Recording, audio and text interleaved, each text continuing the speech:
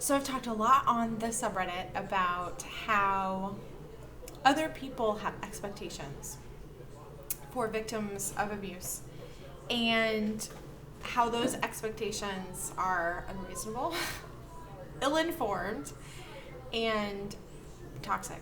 Um, but I don't want to talk about that here. But just to reemphasize though, that forgiveness is a result of healing, not the cause.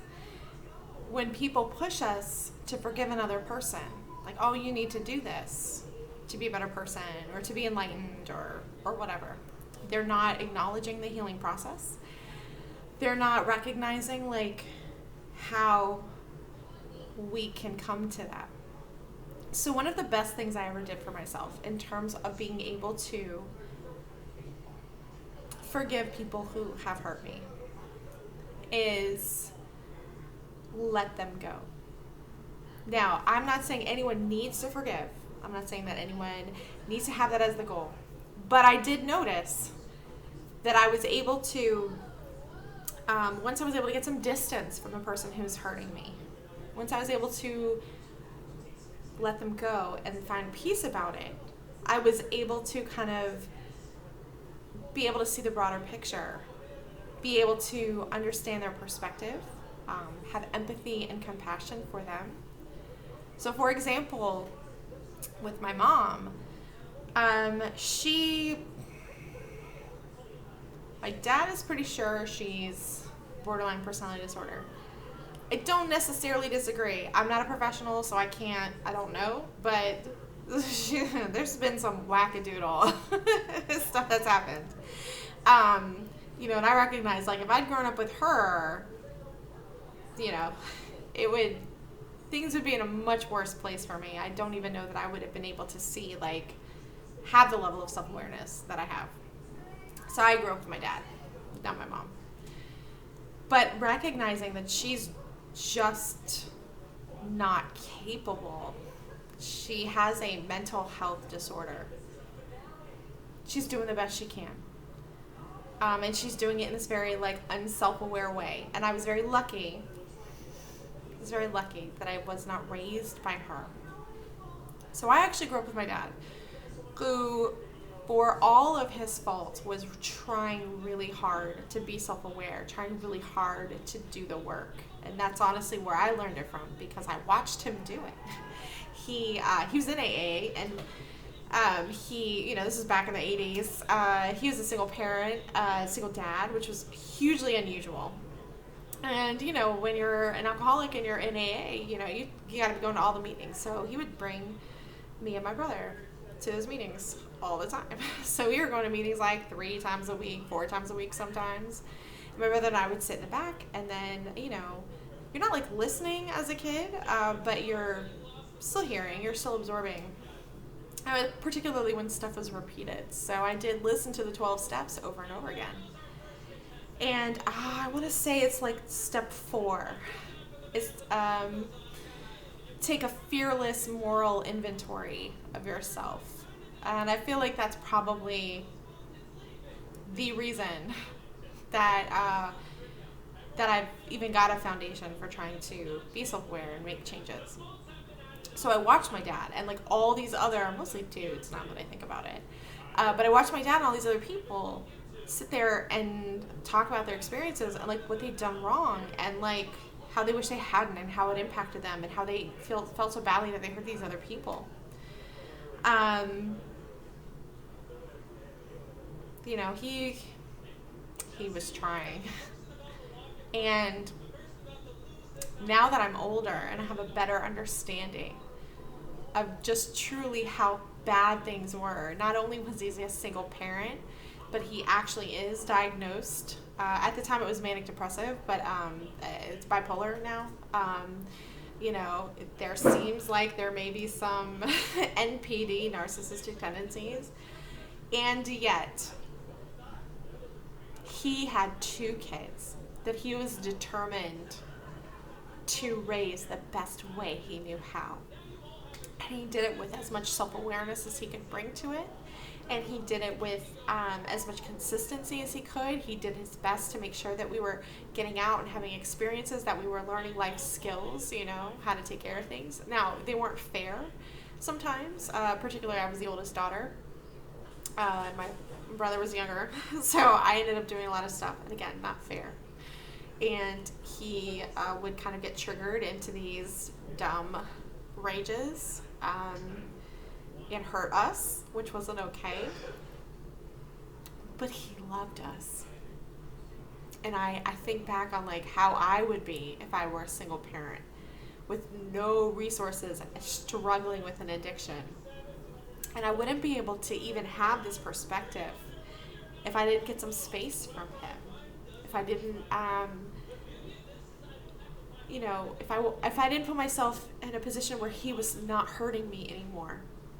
You know, it's crazy that you can love a person more the more distance you get from them, because the more distance you get from like an unhealthy or unsafe person, they aren't hurting you anymore. So you can kind of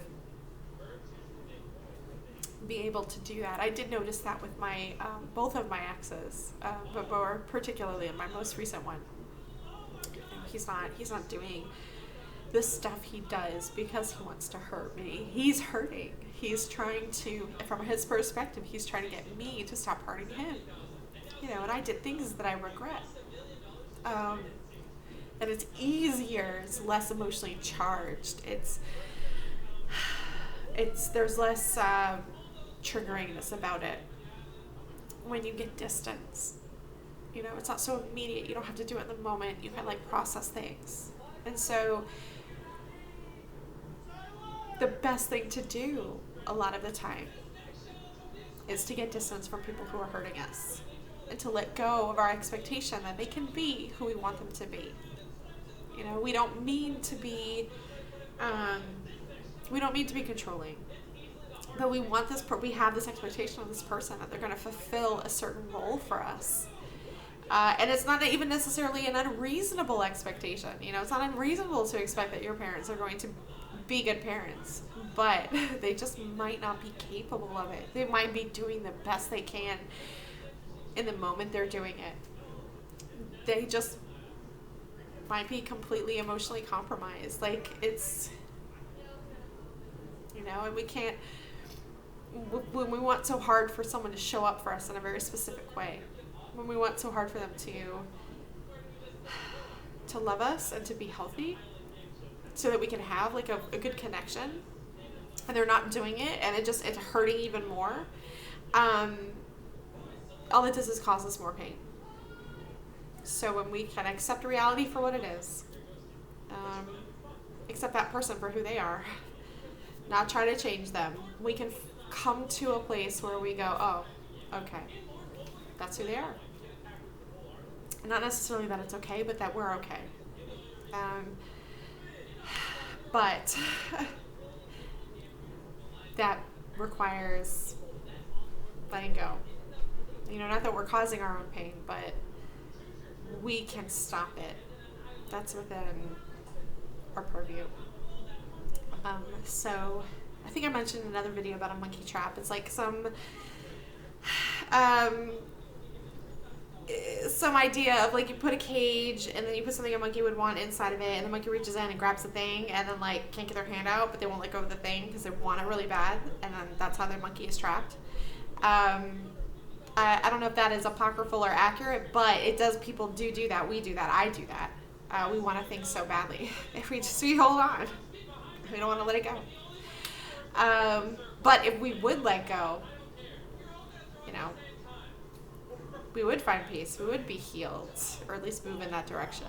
We would, you know, find happiness or find compassion. And it's hard because, like, for example, that monkey may be hungry. That monkey may need that food, you know?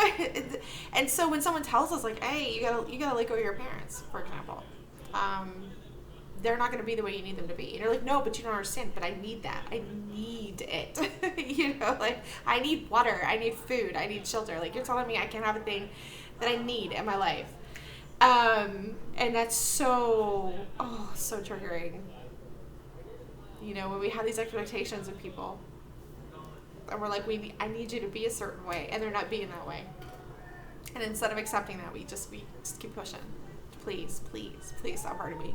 Please be different. You know, I want to have this amazing relationship with you.